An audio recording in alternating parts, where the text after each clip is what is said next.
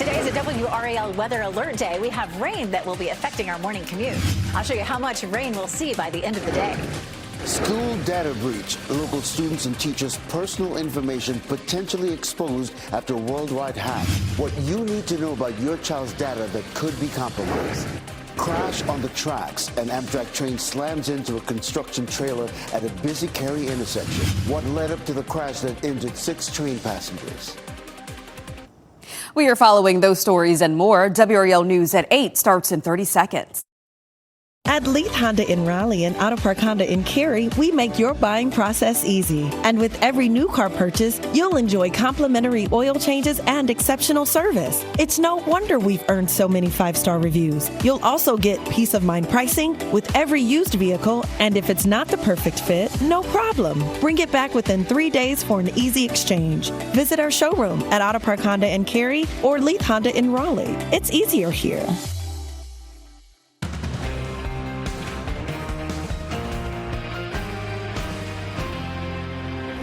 Good morning. The time is 8 a.m. here on your Thursday. Today is a WRAL weather alert day. Thanks for joining us on Fox 50. I'm Laura Levine. And I'm Ken Smith. Of course, with that in mind, we're getting some much needed rain along with that. Let's get right to meteorologist Elizabeth Gardner tracking our conditions for us. The rain started overnight last night and it continues through the morning. It was a little heavier earlier. We're looking at some scattered showers right now, but there's more rain on the way and it could cause you some slowdowns this morning. We don't have widespread severe storms in our forecast, but our southeastern counties could see a few rumbles of thunder later this afternoon.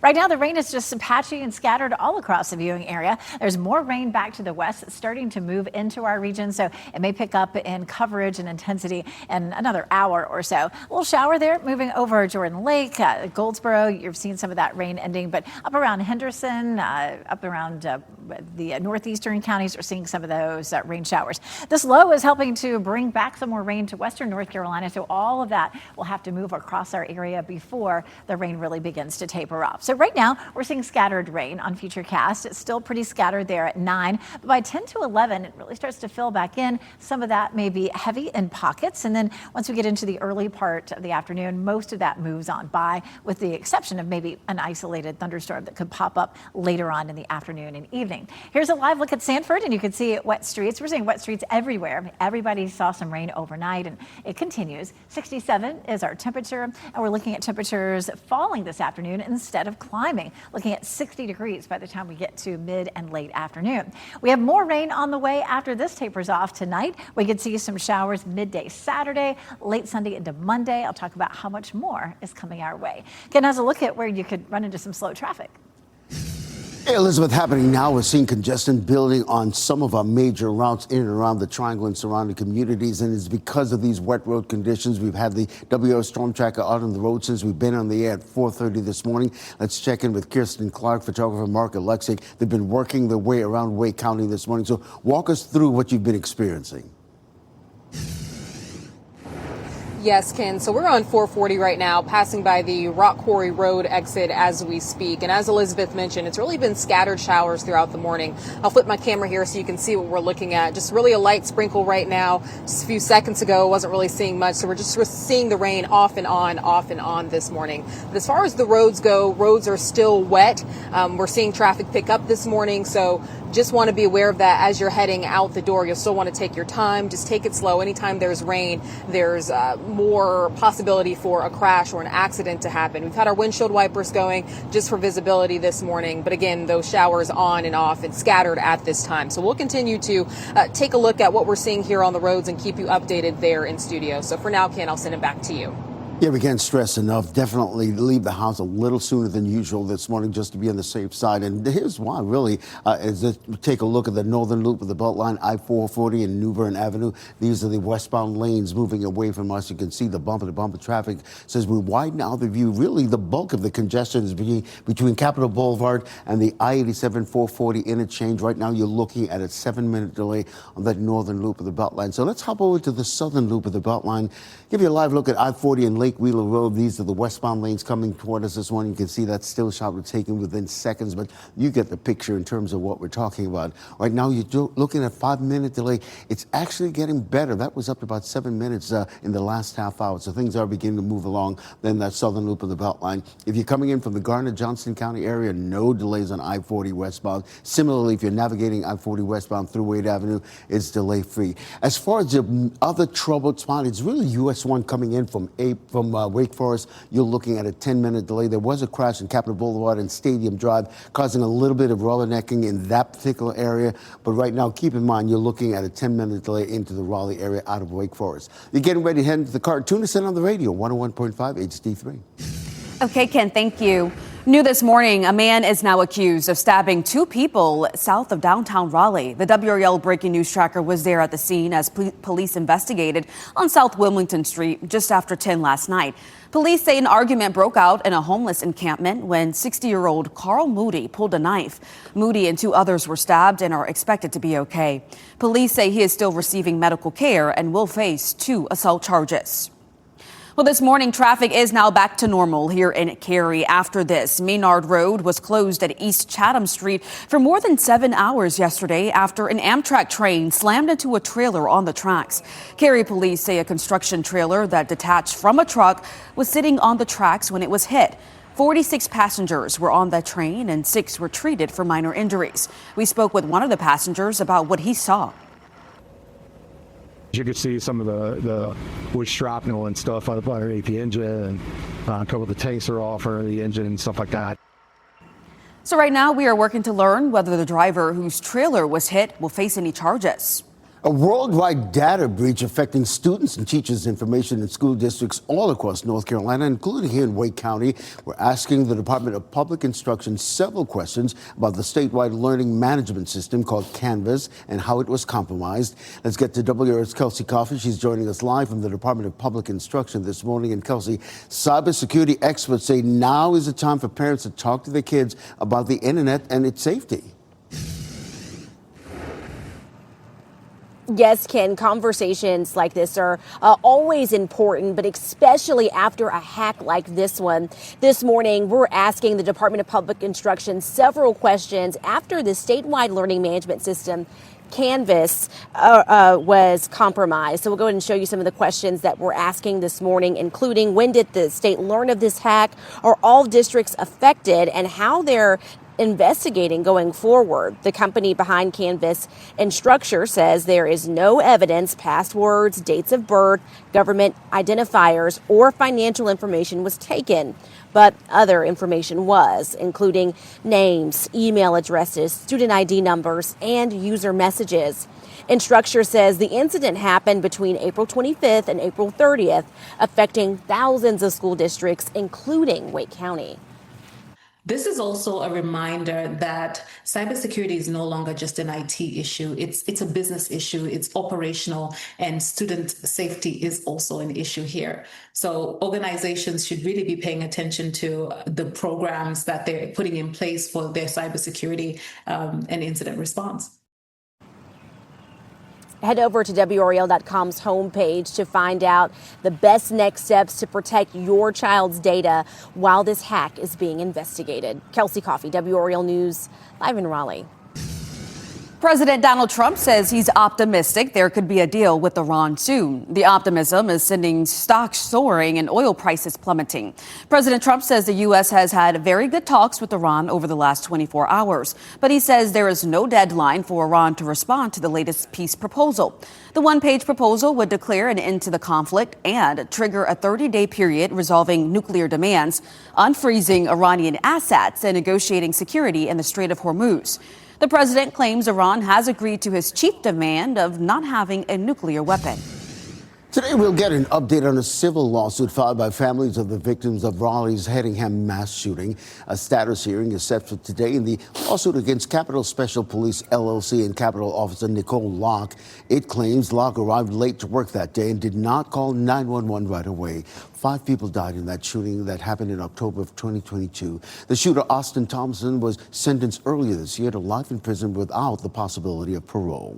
Today, we'll also get a closer look at the financial impact of North Carolina's general private school tuition program. The State Board of Education will hear a report today about how the Opportunity Scholarship voucher is affecting public schools. In last year's report, the state found more than 6,000 students left public schools and used the program to go to private schools. That potentially cost schools millions of dollars in state funding that's based on enrollment. The program has been one of the state's biggest educational investments in recent years. 2 City of Raleigh employees remain on a lawsuit regarding the death of Haley Brooks here, at least for now. The girl's family wants them held accountable for actions leading to her death during the Raleigh Christmas parade in 2022. A judge did not make a decision yesterday on the motion to have the employees dismissed from that suit. Attorneys for the Brooks family argued employees who worked to coordinate special events for the city of Raleigh did not create an adequate safety plan to protect kids in that parade. The judge did not say when a decision will be made. Landon Glass was driving that pickup truck that went out of control and hit Brooks during the parade. He's serving an 8-month jail sentence after pleading guilty to charges including misdemeanor death by motor vehicle. He could be out of jail by August. Investigators now believe a deadly apartment fire in Carborough was accidental. The fire department was and has not identified an exact cause. Thomas Owens died in that fire and 20 other people are displaced.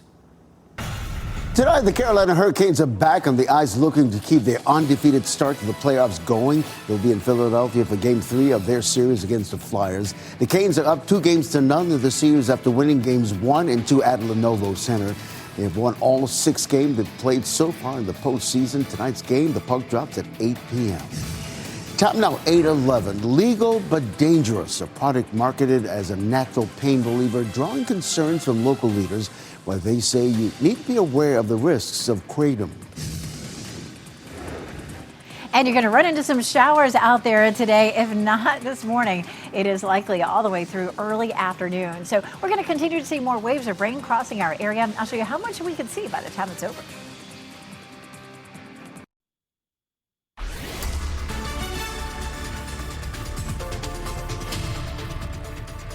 8:14, taking a look at dual Doppler 5000 radar. Down here in Sampson County, we're seeing some fairly steady rain moving out of Fayetteville. Also, our northeastern counties, especially Halifax, Northampton County, parts of Franklin County as well. But look at this, another band of rain developing from Greensboro back down towards Charlotte, and all of that is moving in our direction. So our rain is scattered now, but it may become a bit more widespread in the next couple of hours. It does start to taper off after lunchtime, and as the rain tapers off, our temperatures will start to fall. This is a live look at Franklinton, where we're seeing wet conditions there. We just had a shower roll through. Our temperatures are in the mid to upper 60s right now, but temperatures will continue to fall as we head through the day. If you're out trying to get the dog out at lunchtime, expect low 60s, and this evening down to around 60 degrees. So cool and wet all day. There's more rain in our forecast for the weekend. I'll show you when coming up, Ken.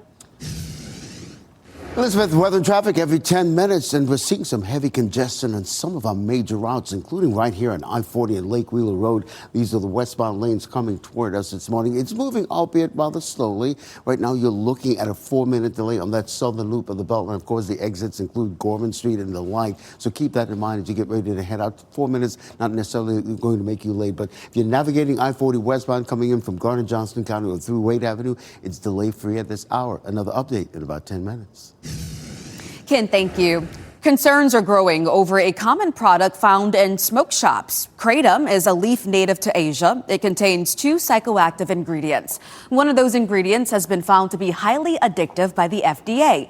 The actual leaf product is not a controlled substance, nor is it approved by the federal government, but it's often marketed as a natural pain reliever.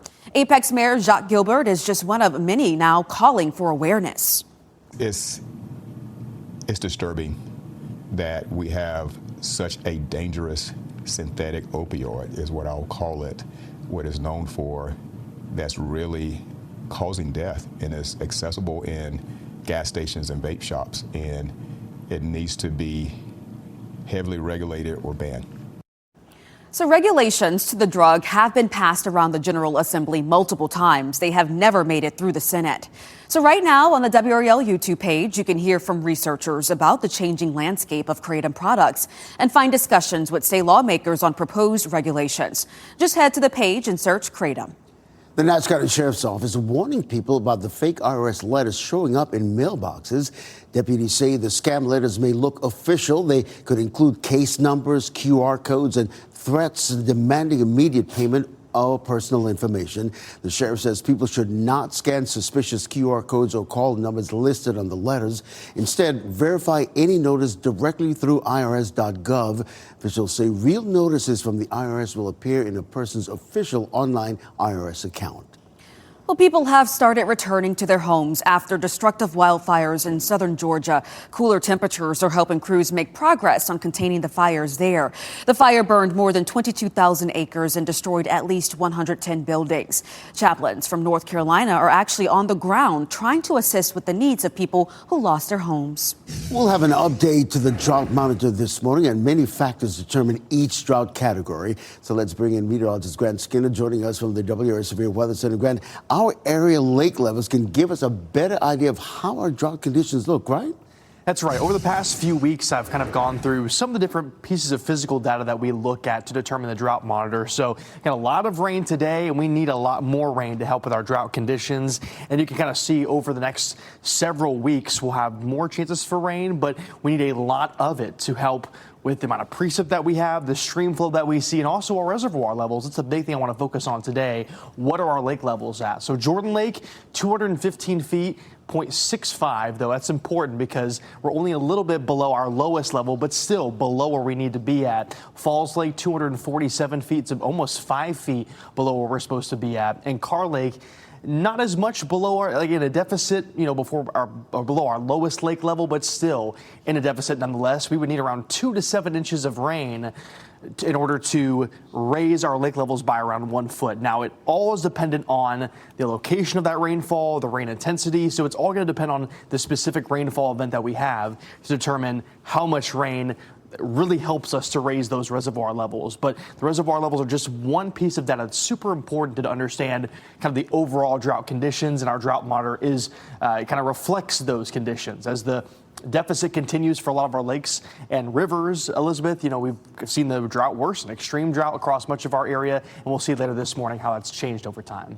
Yeah, it was slow to get here. That's a really good explanation, because I think a lot of people think, oh, well, we got some rain. It rained all day. It rained last week. And aren't we out of the drought yet? But we just have so many things that go into determining whether we're in the drought. And it took us a long time to get here. It'll take us some time to get out. Periods of rain for it today. And of course, that is affecting your commute this morning. Ken's coming up in a few minutes to talk more about where any trouble spots are. It's nice. We've actually had the rain taper off a little bit over the last hour or so. But look at what's happening to the west. It's really starting to fill back in from Greensboro to Charlotte, and I can see some yellow shaded areas there, so it may get a little heavier too as it moves on through. A little shower over Apex right now, some rain from Lewisburg northward on up toward Roanoke Rapids, down south, some rain east of Fayetteville over around Clinton. We take a look at how much rain we've seen so far, and the rain started overnight last night, so we have some good looking totals already. As much as 1 inch in parts of Lee County and Moore County, about 1/2 inch in Fayetteville, 3/4 of an inch in Goldsboro, about 1/2 inch in Raleigh, and along the I-85 corridor, about 3/4 of an inch. So we're looking really good. This low pressure system is helping to generate more rain to our west, and it will pull that rain across our area through this afternoon. So we're fairly scattered right now through 9 o'clock, but by 11 o'clock, that band to the west of us starts to move through, and that'll bring us maybe some more periods of heavy rain. After that moves by, we will start to see the rain tapering off a little bit, but there could be some afternoon and evening thunderstorms in our southeastern counties, south of Fayetteville, from Clinton southward, and that last little sliver there of Wayne County could see an isolated storm with some wind damage. Let's talk Saturday. Saturday is likely to be dry right up until, say, late morning, early afternoon. We're going to see one band of rain that moves through, and then we'll be hopefully done with that. And then we're looking at the potential on Sunday, late Sunday, into into Monday with more rain. So how much more in the next 7 days? Could easily be 1.5 inches to maybe almost 2 inches of rain, of very much needed rain. We take a look at downtown Raleigh from our Jimmy V camera. It is 67 degrees right now, but temperatures will actually be falling as we head through the afternoon.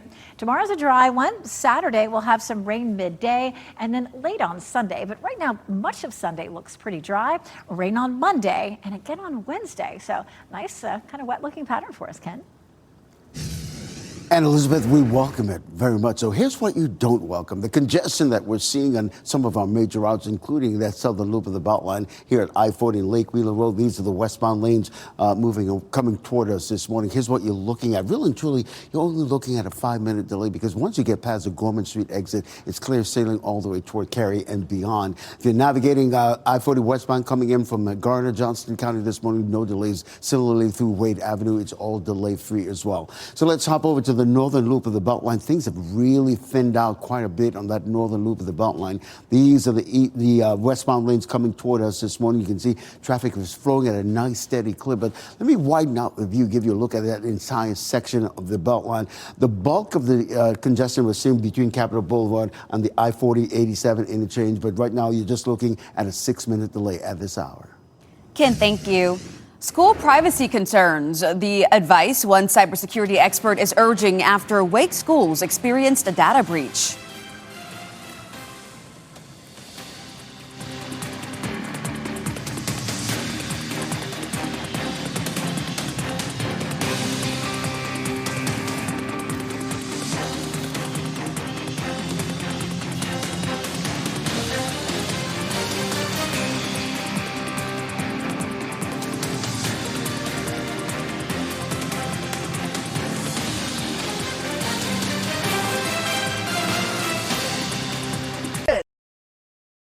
Stay safe with the latest WRAL Weather Alert Day info. Get up to the minute weather and traffic conditions when you get in your car. In Raleigh on 99.3 FM, in Durham 96.5 FM, and everywhere on 101.5 HD3.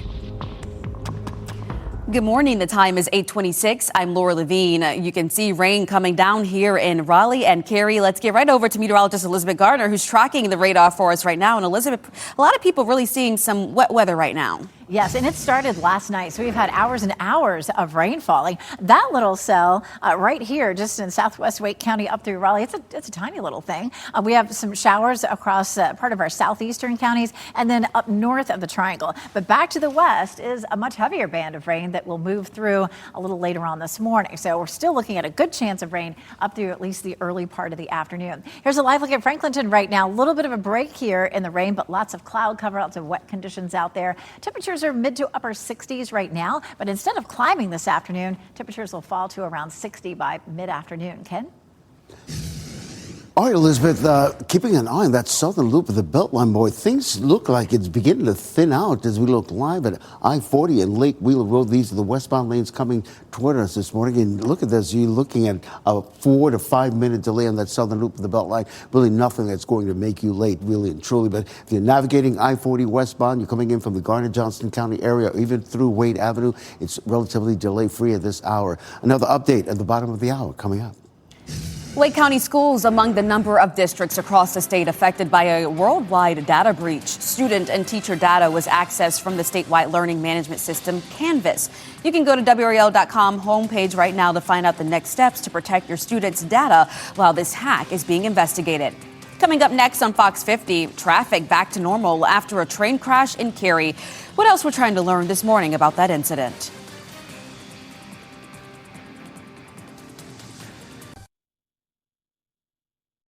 Today is a WRAL Weather Alert Day. We have rain that will be affecting our morning commute. I'll show you how much rain we'll see by the end of the day. School data breach. Local students and teachers' personal information potentially exposed after a worldwide hack. What you need to know about your child's data that could be compromised. Crash on the tracks. An Amtrak train slams into a construction trailer at a busy Cary intersection. What led up to the crash that injured 6 train passengers?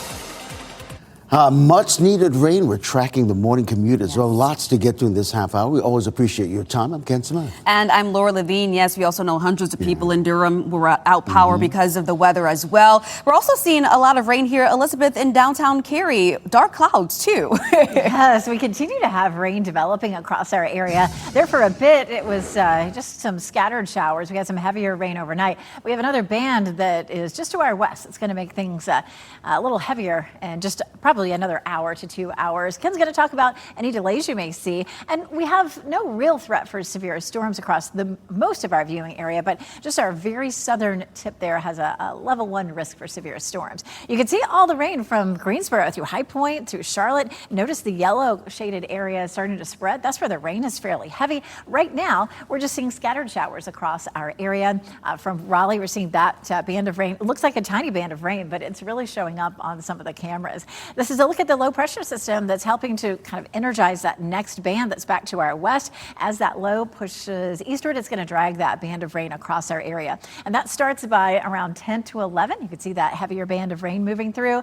By lunchtime, the heavy band moves through. And as we head into the afternoon, our chances for rain will start to diminish. Could be an isolated thunderstorm later in the afternoon in our southern counties, so we'll keep our eye out on that. This is a live look at downtown Raleigh. Of course, down Fayetteville Street, rain's coming down pretty steadily right now. It is 67 degrees currently, but we'll see temperatures falling this afternoon down to around 60 by mid to late afternoon. More rain in our forecast for part of Saturday, part of Sunday, and a good bit of Monday. We'll check out how much more is coming our way. Ken has a look at where the traffic is a little slower. Yeah, at 8:32, Elizabeth, we're seeing some heavy congestion building on parts of major routes, including US 1 coming in from Apex, as well as the northern and southern loop of the Beltline. And because of these wet road conditions, we have the WRAL storm tracker been out on the road since we got on the air this morning at 4:30. Let's check in with Kirsten Clark, photographer Mark Alexic. So you're in the Durham area. What are you seeing right now? Yes, Ken, we are on I-40 West right now. And I'm just going to go ahead and we'll flip our camera here so you can see what we're looking at. As far as rain goes this morning, it's really been off and on throughout the morning. As you mentioned, we've been in the storm tracker since 4:30, but at this time, we're really not seeing much. Traffic has picked up and the roads are still wet. So again, just a reason to take it slow this morning. But in terms of rain, not seeing a whole lot right now. We haven't seen many, if any at all, crashes so far, thankfully. So folks are taking it slow and heeding to just the warning because of the rain. So it really just depends on where you are this morning and around what time, because showers have been hit and miss. So we'll continue to keep an eye out here on the roads and we'll keep you updated throughout the rest of the morning. I'll send it back to you, Ken. Okay, Kirsten, we appreciate that. And we can't stress enough, try to leave the house a little sooner than usual today, especially just to be on the safe side. Here's a live look at I-40 Lake Wheeler Road. These are the westbound lanes moving away from us. We're seeing some ebb and flow of congestion on that southern loop of the Beltline. Right now, you're looking at a 4-minute delay. Of course, that includes the Lake Wheeler Road, Gorman Street, those exits and the like. But if you're navigating I-40 westbound, you're coming in from Garner, Johnston County, or Wade Avenue, no delays whatsoever.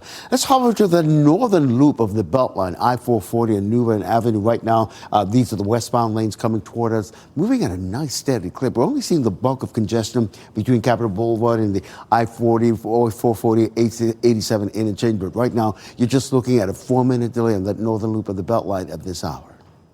Ken, thank you. New this morning, a man is now accused of stabbing 2 people south of downtown Raleigh. The WRAL breaking news tracker was there as police investigated the scene on South Wilmington Street just after 10 last night. Police say an argument broke out in a homeless encampment when 60-year-old Carl Moody pulled out a knife. Moody and 2 others were stabbed and are expected to be okay. Police say he's still recovering and receiving medical care and will face 2 assault charges. Well, this morning, traffic is back to normal in Cary. Maynard Road was closed at East Chatham Street for more than 7 hours yesterday after this Amtrak train slammed into a trailer that was on the tracks. This is video showing the moments that impact happened. The crash happened just after 2 o'clock yesterday afternoon. Cary police say a construction trailer that had become detached from a truck was sitting on the tracks when it was hit. 46 passengers were on board that Amtrak train. 6 were treated for minor injuries. We're working to figure out exactly whether the driver whose trailer was hit will face any charges. Well, this morning, a worldwide data breach affecting students and teachers' information in school districts all across North Carolina and including here in Wake County. Yes, very concerning. Canvas, which is a learning system used for assignments, was hacked. That's according to its parent company. So let's bring in WRAL's Kelsey Coffey joining us live from the Department of Public Instruction. And Kelsey, cybersecurity experts, they say now really is the time for parents to talk to their kids about internet safety. Yes, Laura, the time is now. Conversations about keeping your passwords safe are always good conversations to have with your children, but especially now after this hack. This morning, we're asking the Department of Public Instruction several questions after the statewide learning management system Canvas was compromised. These are the type of questions we're asking. When did the state learn of the hack? Are all districts impacted, and how they're investigating going forward? The company behind Canvas, Instructure, says there is no evidence that passwords, dates of birth, government identifiers, or financial information was taken, but other information was, including names, email addresses, student ID numbers, and user messages. Instructure says the incident happened between April 25th and April 30th, affecting thousands of school districts, including Wake County. The immediate focus right now should be to identify exactly what data was accessed and then monitoring that data for phishing and fraud attempts going forward. And then we should definitely be enforcing multi-factor authentication everywhere possible.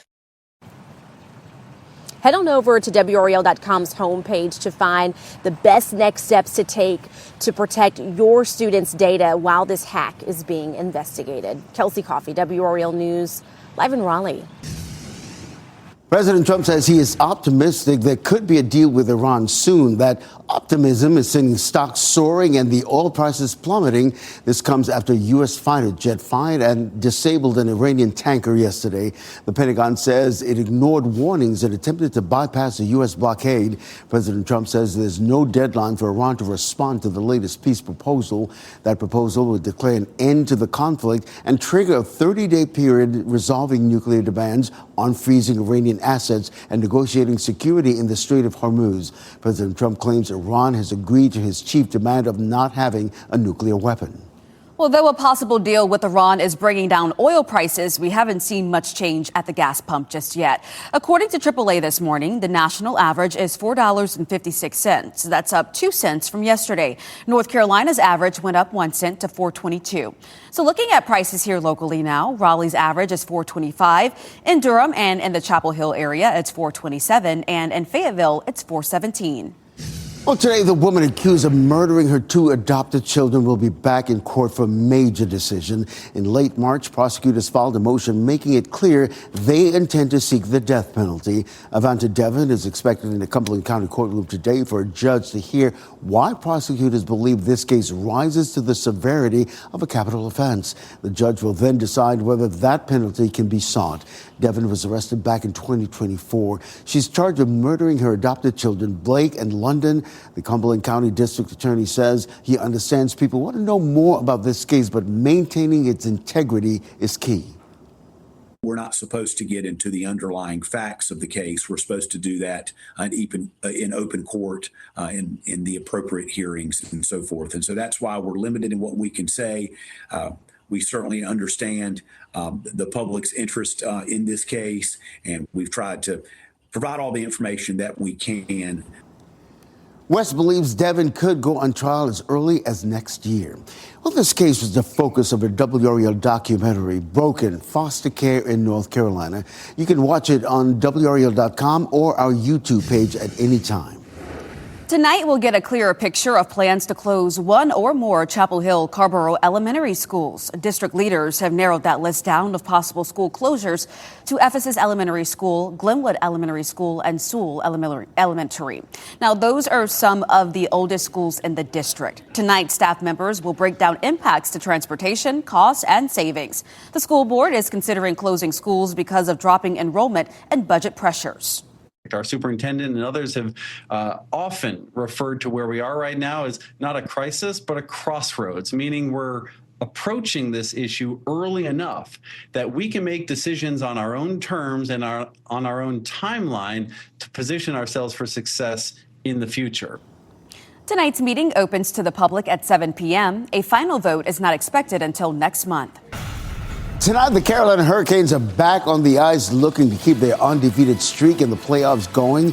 They'll be in Philadelphia for Game 3 of their series against the Flyers. The Canes are up 2-0 in the series after winning Games 1 and 2 at Lenovo Center. They've won all 6 games they've played so far in the postseason. The puck drops for tonight's game at 8 o'clock. We'll be talking with our Carolina Hurricanes insider Adam Gold in the 9 o'clock hour. All right, 8:40 now. E-bike warning, they're growing in popularity, and this is forcing local city and town leaders to address safety, what parents should know before buying one. Plus, understanding your energy bill. We've heard many of your frustrations, including a Durham woman trying to make sense of her $800 power bill. How 5 on your side's Keely Arthur helped her out and how to make sense of that bill. And scattered showers continue across our area. Another wave of heavier rain back to our west will roll through in the next few hours. We'll talk about how much we've seen and how much more to come today.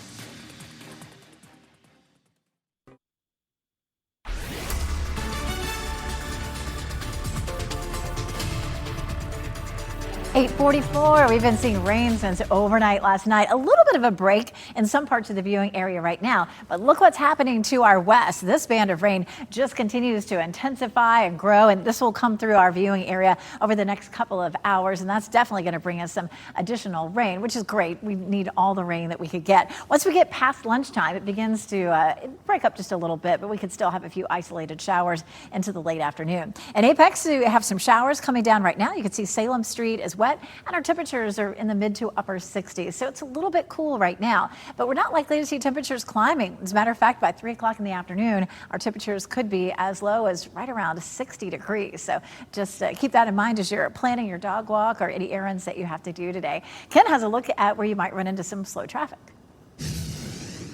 Yeah, Elizabeth, we're still picking up some heavy congestion, particularly on the southern loop of the Beltline as we look live at I-40 and Lake Wheeler Road. These are the westbound lanes moving away from us this morning. So let's check the sensors in terms of what you can expect. It's actually getting better. You're looking at a 3-minute delay. In the last half hour, that was up to like 4 or 5 minutes. So nothing really that's going to make you late. If you're navigating I-40 westbound, you're coming in from Garner-Johnston County or through Wade Avenue, it's delay-free at this hour.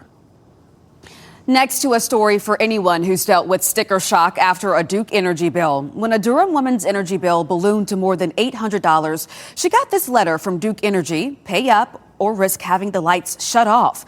Struggling to afford the bill and to understand why it was so high, she turned to 5 on your side's Keely Arthur for help. I just don't understand it at all. There used to be much more light in Sophia Blake's home. Now she keeps most of it off. Her space illuminated today mainly by the lights we brought in for this interview. I'm living like a vampire. No lights on in my house, because I don't want my bill to go up, any further than they already have. To understand how she got here, you have to go back to 2024. That's when Blake, a retiree on a fixed income, signed up for Duke Energy's budget billing program. Here's how it works. Instead of your bill changing every month, your utility averages your past 12 months and gives you one set payment. It's designed to make bills more predictable. But here's the catch.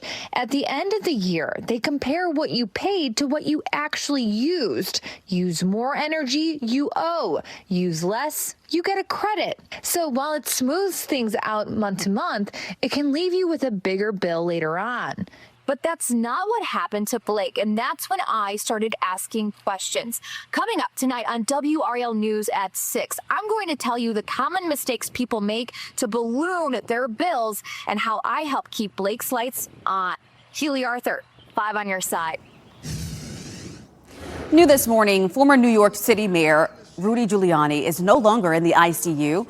The 81-year-old being treated for pneumonia at a Florida hospital. Giuliani was diagnosed with restrictive airway disease following the September 11th attacks. The State House could vote on a bill as early as today to keep college athletes' deals private. The bill would allow UNC system universities to choose to not reveal which programs are getting the money or how much they are sharing in total. Lawmakers say it's needed to help the state's public schools compete against other schools looking to take away their top prospects. Well, Wake County parents and law enforcement are raising safety concerns about e-bikes as they grow in popularity. They say confusion over the difference between an e-bike and an e-motorcycle causing quite a bit of problems. Last month, Holly Springs passed an ordinance to crack down on e-bike safety that goes into effect June 1st. Holly Springs Police Chief Paul Lagore says e-bikes travel less than 20 miles per hour and they have motors 750 watts or less. Any vehicle that exceeds those limitations requires either a license or registration to operate. Lagore says many parents buying these bikes for their children are not aware of the varying types and what crosses the line into something more powerful. We're giving younger children, less experienced children, some who have impulsive decision making, a vehicle that can go the speed of a motorcycle. So the question becomes, what are local cities and towns doing to regulate e-bike use? Well, the mayor of Apex is considering a training course for young riders. In Wake Forest, town leaders updated their regulations in January to ban e-bikes from sidewalks. They're still allowed in parks and on greenways. Raleigh's e-bike rules align with traditional bicycle laws. Crews are inching closer to fully restoring the Blue Ridge Parkway. This is a picture here of that work happening to repair roads more than a year and a half after Helene now. The National Park Service is hoping to fully reopen the popular tourist spot by the end of this year. I do want to show you some of the impacts from those tornadoes that were reported in Mississippi, Laura and Ken. Let me show you some video here. A reporter's in the middle of doing a report right now, so I don't want to use their camera just yet in the feeds. Instead, I'll take this video of it earlier. Let me go ahead and hit play where you can see just how severe this damage is that happened here. And this is specifically across central and southern Mississippi where they saw those tornadoes. These flattened homes and businesses, and we're finally starting to see some of the impact this morning as the day is breaking. But in terms of more specifics of this, including the extent of the damage, that's what we're waiting to see more reports on. But of course, should we learn more information, we will report it here on WRAL News and online on WRAL.com.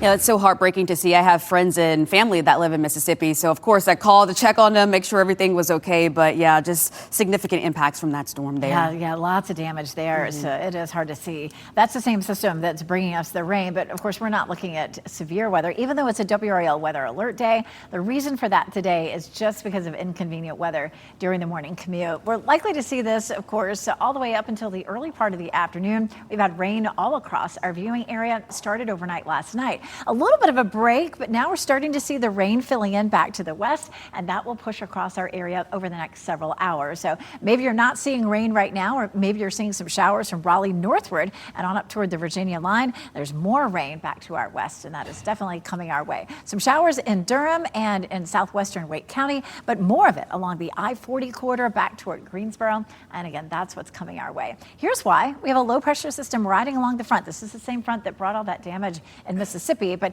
the atmosphere is much more stable over us than it was down in Mississippi. The low will move along the front and continue to generate this rain back to the west, and then all of it will slide eastward across our area. And Futurecast shows that pretty well. We're dealing with just some scattered rain right now as we're heading into 9 o'clock, but between 10 and 11, that band to the west moves right over our area, and it's likely to be fairly heavy for all of us.